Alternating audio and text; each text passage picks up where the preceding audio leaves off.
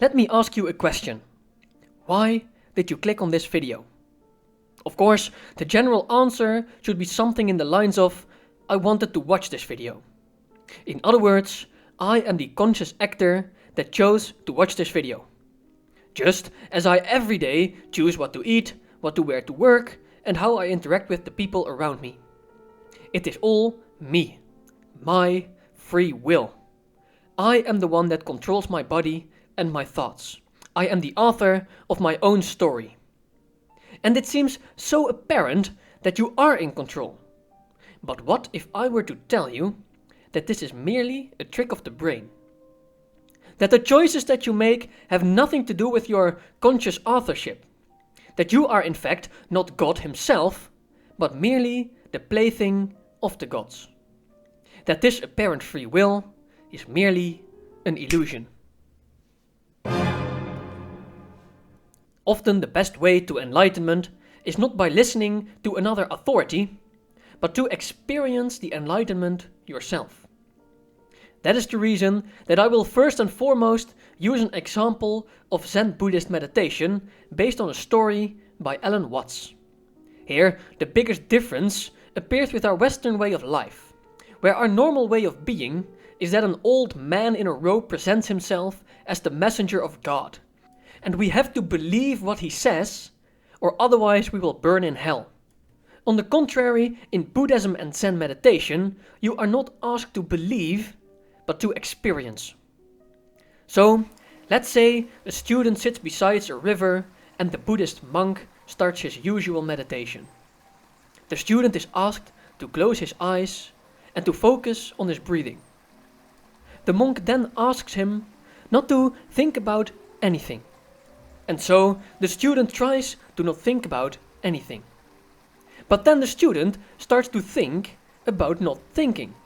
And he gets frustrated.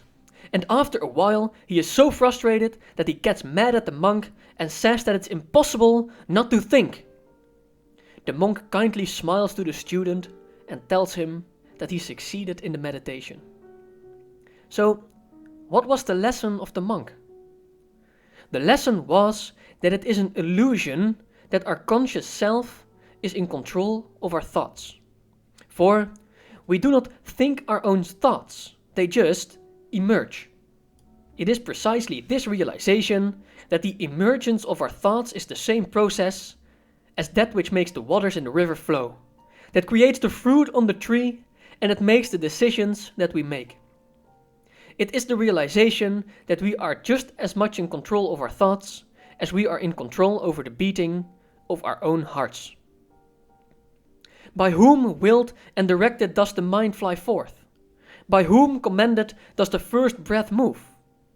Who sent forth the speech we utter here? The hearing of the ear, the thinking of the mind, the speaking of the speech. That which speech cannot express, by which speech is expressed.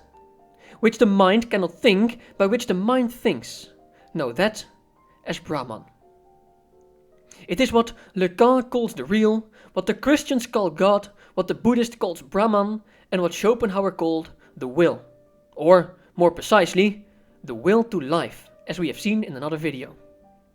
I can do what I will. I can, if I will, give everything I have to the poor, and thus become poor myself, if I will. But I cannot will this, because the opposing motives have much too much power over me for me to be able to do so. On the other hand, if I had a different character, even to the extent that I were a saint, then I would be able to will it. But then I could not keep from willing it, and hence I would have to do so. In other words, a man can do as he will, but not will as he will. This logic is easy enough to follow from the scientific perspective. For what is thought? A thought is a causation of firing neurons that react to an impulse or a sensation. Hence, thought is always bound by the principle of sufficient reason. That is, by time, space, and causality.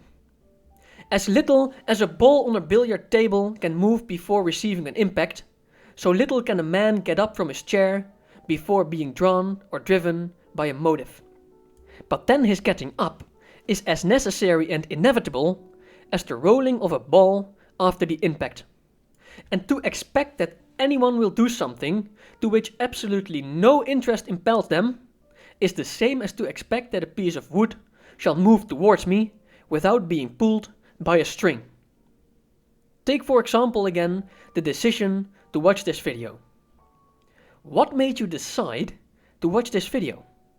Well, we could say interest or curiosity. Okay, so where did this come from? Did you decide what your interests are?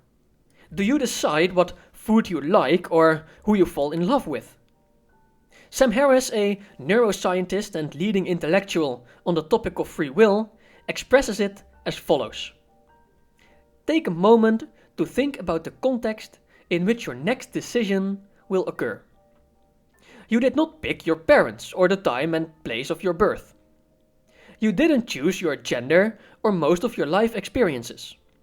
You had no control whatsoever over your genome or the development of your brain. And now your brain is making choices on the basis of preferences and beliefs that have been hammered into it over a lifetime, by your genes, your physical development since the moment you were conceived, and the interaction you had with other people, events, and ideas. Where is the freedom in this? Yes, you are free to do what you want even now, but where did your desire come from? We can even go one step further into the realm of empirical science to show how our brain tricks us in thinking we have free will. And the basis of this apparent free will is our so-called consciousness.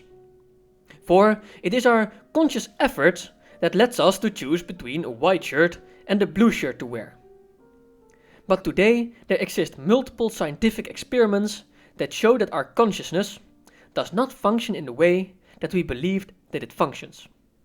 For example, scientists like Kahneman already conducted scientific experiments in the early 60s to study the phenomena we call consciousness. And in a series of experiments, people were asked to solve some simple mathematical problems like 3 plus 1, while a series of sound and colors was shown to the participants. And by studying the dilation of the pupils of the participants, it showed that while engaged in conscious activity, their pupils responded to the environment, implying that their behavior is not altogether controlled by their consciousness. Furthermore, in the now famously bad experiment, participants were asked to flick their wrist at a random moment, all the while the brain activity is measured. They are also asked to note down the time at which they made the conscious decision to perform the action. What the data later showed is that the action was performed hundreds of milliseconds before the participants were conscious of wanting to perform the action.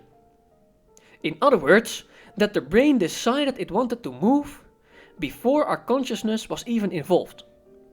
What both of these experiments imply is that consciousness is not the author of our behavior in the world, but that it only provides the story after the respective behavior to make sense of the world around us, to merely give us the comfort of the feeling that we are in control. Spinoza said that if a stone which has been catapulted through the air had consciousness, it would think that it was flying of its own will. But just as your fingers click this video, just as the thoughts now emerge, just as you are now thinking about thinking, the world is but a large series of cause and effect. And even though it might feel that we make the decision, this is upon closer examination merely an illusion. We are all just playing our part.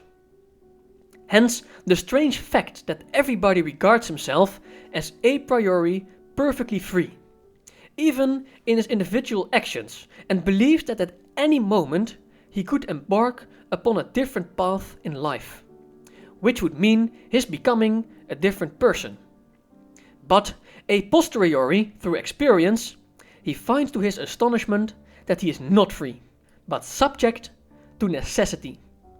That in spite of all his resolutions and reflections, he does not alter his conduct, and that from the beginning of his life to the end of it, he must continue to play the very role which he himself condemns, and, as it were, play to the end the part he has undertaken.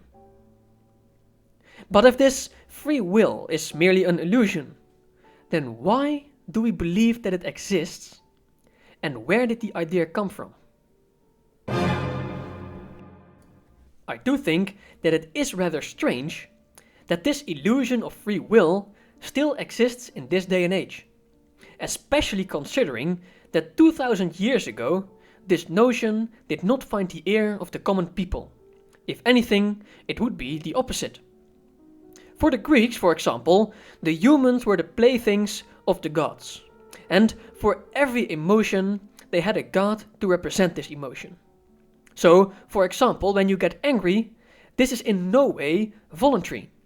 The emotion just emerges as an effect of a cause, regardless if this is a physical or a metaphysical cause. There was a god for war, a god for love, a god for nature, and so on. In other words, a god is that which underlies our world of appearances. We are merely the puppets that dance to the whistles of the gods. And even the Christians did at first not believe in free will. For we see in Jeremiah 10, "No one's ways are his own, nor can he guide his step as he goes. But whatever a human being is free to do is his own, of which he is master." So it seems human beings have no free choice over their ways or actions. Yet we have made ourselves to be God. We made ourselves believe that we are the author of the story. And of course, we want to be in control. But what if we lose our freedom in believing in free will? That which should give us freedom. It is here that Nietzsche blames the church for our illusion of free will, which he explains in his book Twilight of the Idols. We no longer have any sympathy today for the concept of free will. We know only too well what it is. The most infamous of all the arts of the theologian for making mankind accountable in his sense of the world. That is to say, for making mankind dependent on him. I give here only the psychology of making man accountable. Everywhere accountability is sought, it is usually the instinct for punishment and judgment which seeks it. The doctrine of will has been invented essentially for the purpose of punishment, that is, of finding guilt. The whole of the old-style psychology, the psychology of will, has as its precondition the desire of its authors, the priests at the hand of the ancient communities, to create for themselves a right to ordain punishment, or their desire to create for God a right to do so. Men were thought of as free so that they could become guilty. Consequently, every action had to be thought of as willed, the origin of every action as lying in the consciousness. It is important to draw here the distinction between the early Christian and the later priest. For, as we have seen in the example of Thomas Aquinas, the true Christian believes in only one will, and that is the will of God, and not free will. It is, however, the priest who invented the concept of free will by means of our conscious authority as to obtain power. Which is, of course, something that the church has succeeded in for hundreds of years. And even though the priests of the church are declining rapidly, the preachers of free will are still here, the preachers of guilt and accountability. But from the perspective of your conscious mind, you are no more responsible for the next thing you think and therefore do, than for the fact that you were born into this world. So we know that free will is not something that is universal throughout history, but mostly an artifact from the era of the church and its disciples. And that today this artifact is still in place in our institutions and academia. But what if we let go of our illusion? What if we once and for all rid ourselves of this apparent free will? Alas, there is opportunity and freedom in shattering our illusion of free will. And there needs to be no nihilism whatsoever. For even though we do follow the causation of the universe, you and I know just as little about what our next thought is, or what will happen in the next 5 minutes. Furthermore, there are also major positive effects in the annihilation of our illusion. For example, letting go of our illusion can rid our world of guilt and hate. For example, we might look at criminals like we look at the lion who ate the deer. It is not the lion's fault that it was born a lion, just as you had no control over where you were born or who you were born to become. However, we can still protect ourselves from the threat of others. But hate and fear are not the same. We can still lock up people we fear because they pose a threat to our well-being, but without hate and the feeling of self-righteousness. We can have a justice system where we lock people up not because they are inherently bad, but because we need to protect ourselves and others. Not like today in America, for example, where there are 13-year-old boys locked up, not because there is no hope for rehabilitation, but because a jury decided that this was justice. No, it is a new road to compassion. Even for the Christian, it would be the way to loving our enemy through the eyes of Christ. Furthermore, the annihilation of our illusion of free will does by no means imply that our choices do not matter. It is only the tools we use to make the choices that become much more apparent. For the only tool to combat evil is knowledge.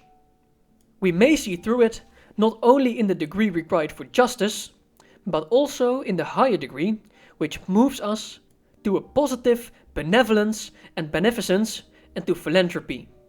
And this may happen irrespective of the strength and energy of the will manifest in such an individual. Knowledge can always counterbalance it in him. Teach him to resist the temptation to do wrong, and even produce in him a degree of goodness, and indeed of resignation. Thus, the good man is in no means regarded as having been in the first place a weaker manifestation of will than the bad man. It is knowledge which masters the blind impulse of will within him.